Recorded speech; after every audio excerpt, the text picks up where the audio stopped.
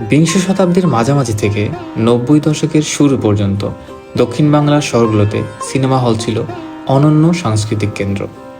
এটি শুধু বিনোদন নয়, বরং ইতিহাস, ঐতিহ্য আর ছিল মানুষের মিলন মেলা। আজ আমরা দেখে আসব সে সকল হলের বর্তমান অবস্থা এবং জানব ঐতিহ্যবাহী সিনেমা হলের সম্পর্কে, যা এখন বিলুপ্ত প্রায়।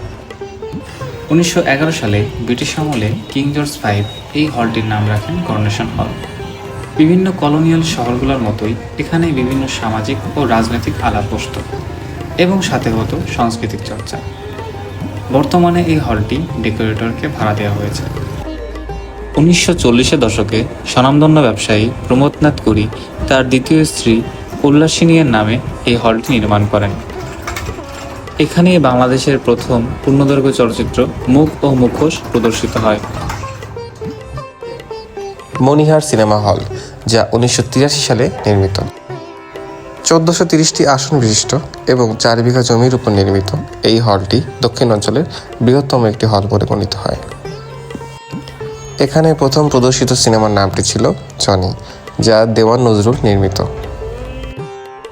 নীলা হল, যার বর্তমান নাম পিকচার প্যালেস, এটি নির্মাণ করেন খুলনা জেলা বোর্ডের এককালীন চেয়ারম্যান শৈলেন্দ্রনাথ ঘোষ। এটি প্রতিষ্ঠিত হয় ১৯৪১ সালে। দর্শক, আপনারা এখন যে নির্মাণাধীন বিল্ডিং দেখতে পাচ্ছেন, এই জায়গায় ছিল আগের বৈকালী হল। এই বৈকালী হল এখন বিলুপ্ত প্রায়। এই হলটির নামেই এই জায়গাটার নাম হয়েছিল বৈকালী। খুলনার এছাড়াও বন্ধ সিনেমা হলগুলোর তালিকার মধ্যে রয়েছে star cinema hall, Meenakshi cinema hall, জনতা cinema hall, Sagarika cinema hall এবং ঝিনুক সিনেমা হল অন্যতম।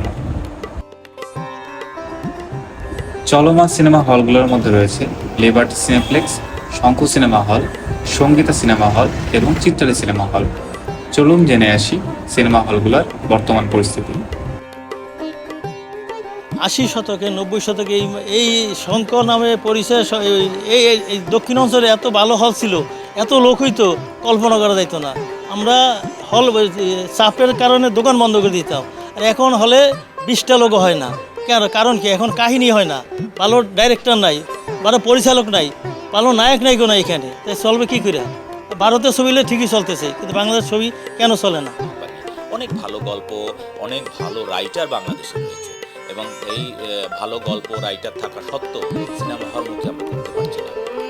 সরকারের পক্ষ থেকে সিনেমা হলগুলোকে পর্যাপ্ত আকারে সহযোগিতা দেওয়ার যে প্রতিশ্রুতি থাকে, বিভিন্ন সময় বিভিন্ন সরকার আসে, কিন্তু সেই প্রতিশ্রুতি কেউ রক্ষা করে না। শিক্ষার জন্য যে ছবি তৈরি, সেই ছবি হয় না। সমাজ গড়ার জন্য যে ছবি, আমরা কি বলতাম যে আমাদের ছবি সমাজের দর্পণ, ছবিটা হচ্ছে সমাজের দর্পণ, কিন্তু এখন সেই জিনিসটা নাই। সিনেমা শুধু বিনোদনের মাধ্যম নয়, এটি সমাজের আয়না। একটি ভালো সিনেমা মানুষকে আনন্দ দেয়, শিক্ষা দেয় এবং সচেতন করে তোলে। এটি আমাদের সংস্কৃতি, ঐতিহ্য ও ইতিহাসকে ধরে রাখে এবং নতুন প্রজন্মের কাছে পৌঁছে দেয়। সিনেমা আন্দোলন গড়তে পারে, অন্যায়ের বিরুদ্ধে কণ্ঠস্বর তুলতে পারে। অসংখ্য মানুষের জীবিকা ও অর্থনীতিও জড়িত আছে এর সাথে। তাই সিনেমা হল মানে শুধু একখানা বিল্ডিং নয়, এটি সমাজ গঠনের শক্তিশালী হাতিয়ার।